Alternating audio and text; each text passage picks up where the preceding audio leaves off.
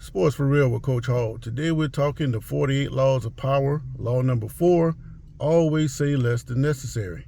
Of course, this law has great application in life, especially on the streets.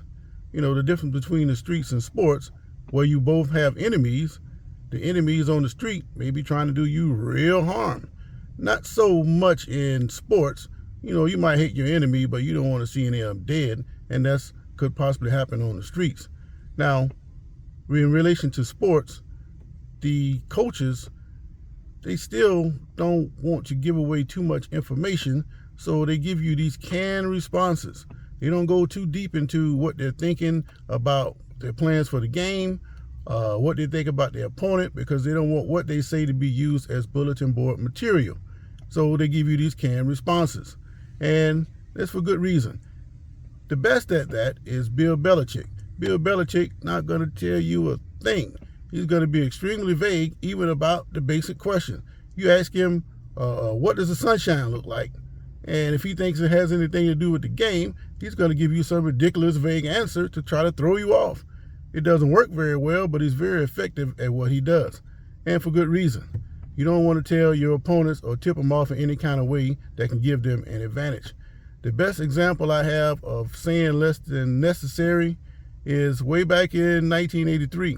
Just to give you a little bit of background information, my high school, this was before I was there, they had won 7 straight games qualifying for the state playoffs. Back then, when you make the playoffs, you really qualify for the playoffs because they only took one team. If you won your district, you go to the playoffs. None of this runner-up stuff or seedings or all of that. Either you win your district or you stay home and go play basketball or whatever. So they go up to Jacksonville, where they were going to meet Jacksonville Lee, and it just happened to be the 4th straight time that they were going to be playing against Lee. Familiar opponents, right? So familiar that Lee had some words to say about this particular game, even though they had lost the last 2 in heartbreaking fashion. You figure it's their year, right?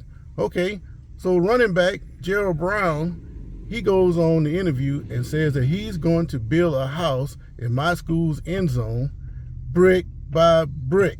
He's basically predicting that Lee was going to blow out my high school. Okay, fine. The problem is the players on my school's team, they just happen to see that interview. They're already jacked up to be in the playoffs, and now you go on TV and you say something like that. Oh, they were wired up. So lo and behold, they go to Jacksonville that Friday night after Thanksgiving at that time, and the second play of the game, Lee broke a 75-yard touchdown run on the second play of the game.